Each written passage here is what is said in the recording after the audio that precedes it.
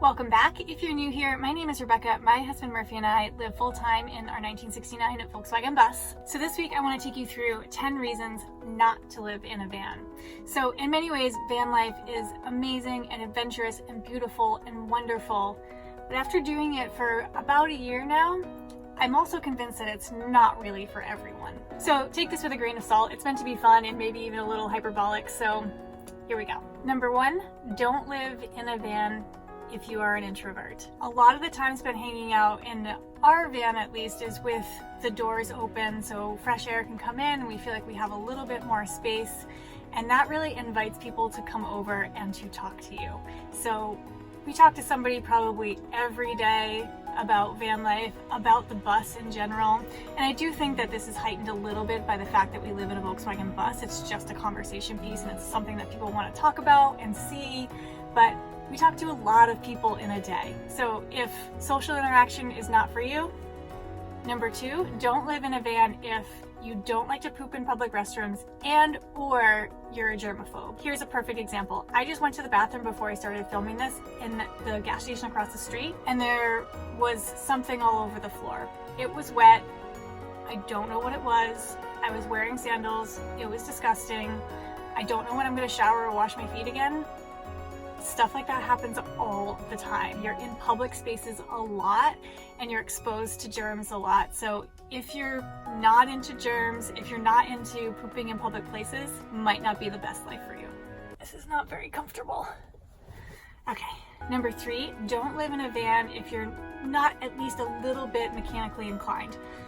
And I'll be honest, I am actually not mechanically inclined. I don't know a lot about cars, but my husband, my traveling partner who lives in the bus with me, is very mechanically inclined. And we chose a vehicle, the Volkswagen bus, that is very simple to work on for this reason. No matter the vehicle, you're going to put a lot of wear and tear on the van, and it can be expensive to repair. So it's nice to know some simple things like how to change a spare tire or how to do an oil change, or on a Volkswagen bus, like how to adjust the valves. It'll make your life a lot easier if you know a little bit about the mechanics of your van. Number four, wait till cars go by until you start talking. Number four, don't live in a van if you thrive on routine. One of the only guarantees in van life is that every day is going to be different. And some people love that and love the adventure of that. And some people really love routine and like to be able to do the same things every day.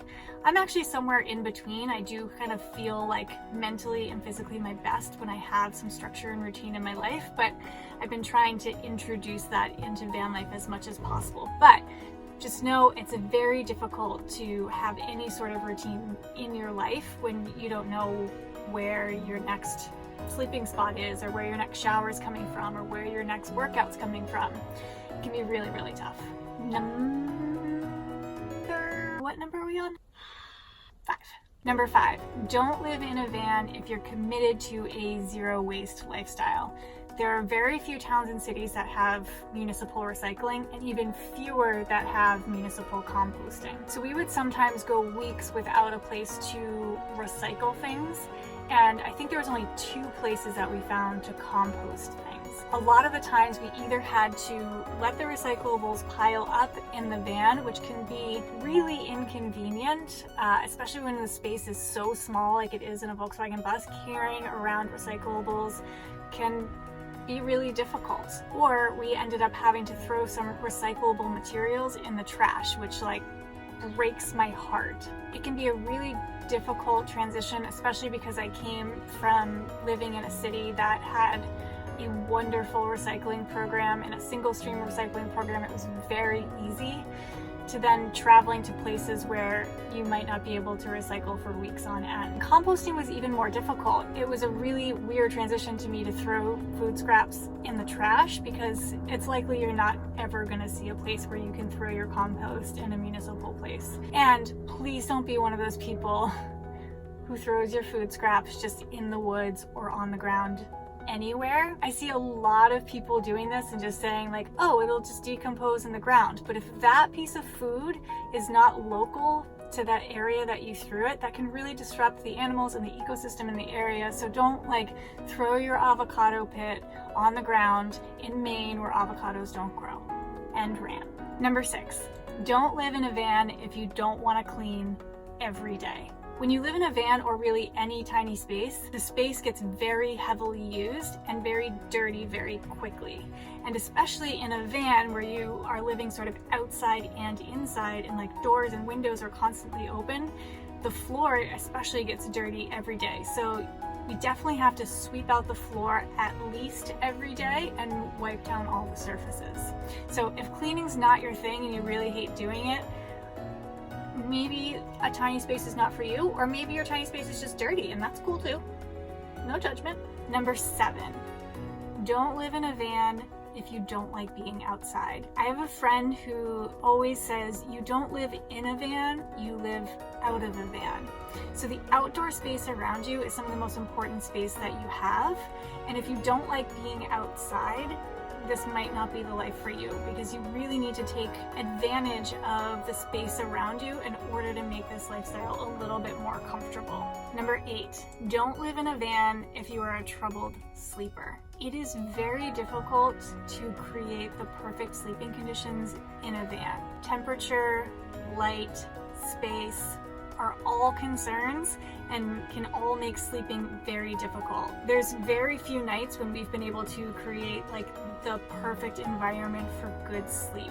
A lot of light comes in a Volkswagen bus, there's windows everywhere, and it's very hard to ventilate, so it gets really hot and it also gets very cold because it's hard to insulate as well.